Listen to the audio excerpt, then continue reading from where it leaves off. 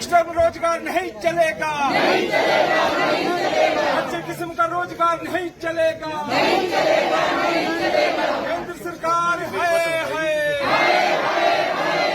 दूर विरोधी सरकार है।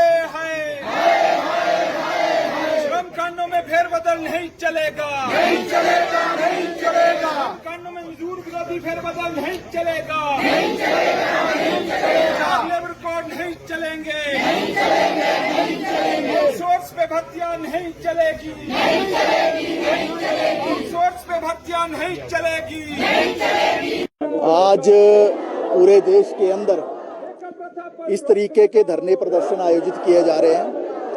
हमारी जो CITU की राष्ट्रीय जनरल काउंसिल है, कलकत्ता में जो बैठक हुई थी उसमें इस बात का आह्वान किया था कि ठेका मजदूरों, आउटसोर्स कर्मचारियों, फिक्स टर्म मजदूरों, multitask worker, casual worker, multipurpose worker, इस तरीके का जो अस्थायी तौर पर काम करते हैं या ठेके पर काम करते हैं, आउटसोर्स में काम करते हैं, इनकी मांगों को लेकर 1 महीने का पूरा एक अभियान पूरे देश में चलाया गया था और इनकी मांगों को प्रमुखता से उठाया गया क्योंकि आज जो सार्वजनिक क्षेत्र है, सरकारी कंपनियां हैं या सरकारी सेवाएं हैं या निजी क्षेत्र है, उसमें आज ठेका मजदूरों की, आउटसोर्स मजदूरों की संख्या जो रेगुलर वर्कर हैं उनसे भी ज्यादा हो गई है।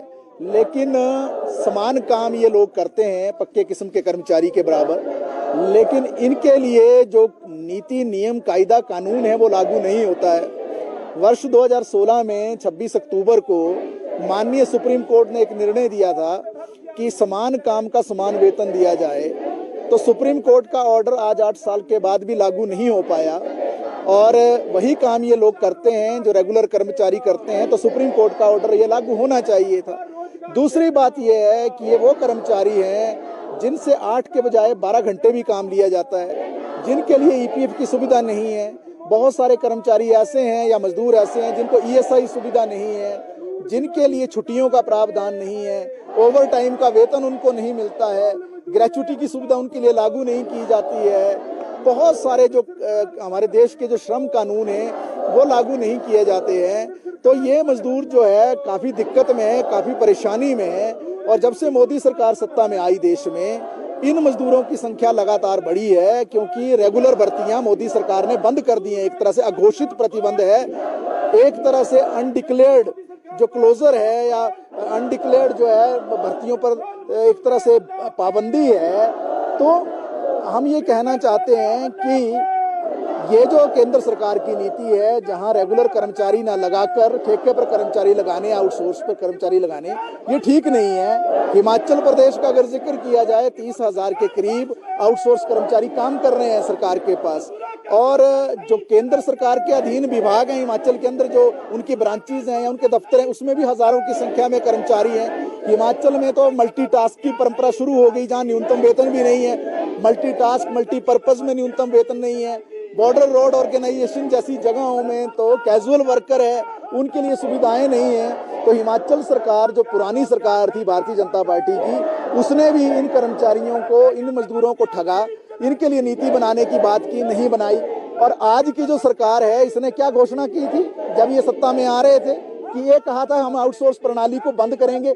इसका मतलब क्या मान के चले थे लोग? ये मान के चले थे कि अगर आउटसोर्स बंद होगा तो नेचुरली रेगुलर एम्प्लॉयमेंट आएगा, लेकिन रेगुलर एम्प्लॉयमेंट के बजाय ये उससे भी एक कदम नीचे चले गए आउटसोर्सिंग। इन्होंने मल्टीटास्क में शुरू कर दिया काम, मल्टीपर्पज में। कम से कम आउटसोर्स में न्यूनतम वेतन तो मिलता है, मल्टीटास्क और मल्टीपर्पज तो 4500 से लेकर 6000 रुपए में रखे जा रहे हैं, आधे रेट पर रखे जा रहे हैं। इन सारी मांगों को लेकर आज पूरे प्रदेश के अंदर जगह जगह धरने प्रदर्शन हुए हैं, पूरे देश में धरने प्रदर्शन हुए हैं, ब्लॉक और जिला हेडक्वार्टर्स पर धरने प्रदर्शन हुए हैं। हम यही कहना चाहते हैं केंद्र सरकार से और प्रदेश सरकार से कि आपको अब वक्त आ गया है जब इन कर्मचारियों के लिए नीति बनानी पड़ेगी। आउटसोर्स कर्मियों के लिए ठोस नीति का निर्माण करके इनको रेगुलराइजेशन की तरफ ले जाना पड़ेगा। कैजुअल, मल्टीटास्क, मल्टीपर्पज या जो ठेका प्रथा है या फिक्स टर्म है, उस पर अंकुश लगाने की जरूरत है और रेगुलर किस्म का रोजगार जो है देने की आवश्यकता है, क्योंकि ज्यादातर संख्या अब इन मजदूरों की है विभागों के अंदर। और बड़ी बात यह है क्योंकि भर्तियां जब नहीं हो रही हैं तो ये जो ठेका और आउटसोर्स पर कर्मचारी हैं, एक एक कर्मचारी 4-4 लोगों का काम कर रहा है, तो बहुत भयंकर शोषण है। इसलिए जो है इस तरीके के धरने प्रदर्शन हमने सब जगह किए हैं और डीसी ऑफिस शिमला में भी किए हैं। और हम केंद्र और प्रदेश सरकार को चेताना चाहते हैं कि आप देख रहे हैं जिस तरीके से आज आईजीएमसी या कमला नेहरू हॉस्पिटल के या मेंटल रिहेबिलिटेशन सेंटर के या आपके चमियाना का जो अटल इंस्टीट्यूट है उसके लोग या एसटीपी के लोग हैं, बीआरओ के लोग हैं, सहब के लोग हैं, जो इसमें दूसरे सब जगह जो आउटसोर्स और कॉन्ट्रैक्ट वर्कर्स काम कर रहे हैं, इसमें होटल के मजदूर भी उनके लिए समर्थन में शामिल हुए हैं और दूसरे मजदूर भी आए हैं। तो इस मुहिम के तहत हम केंद्र सरकार से आज हमने ज्ञापन भी भेजे हैं जगह जगह।